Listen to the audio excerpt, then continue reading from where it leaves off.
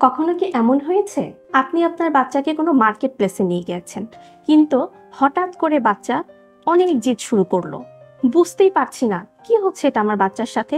অথবা কোনো দাওয়াতে নিয়ে গিয়েছি বাচ্চাকে, যাওয়ার পরে দেখা গেল অনেক লাইটিং, অনেক সাউন্ড, কিন্তু বাচ্চা সেখানে থাকতে চাচ্ছে না, বের হয়ে আসতে চাচ্ছে।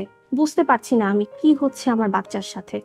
বা মার্কেটে গেলে কোনো একটা দোকানে ঢুকে কোনো কিছু সফট একটা জিনিস পেলেই সেটাকে ধরে হাতে নাড়াচাড়া করছে, ছাড়তে চাচ্ছে না।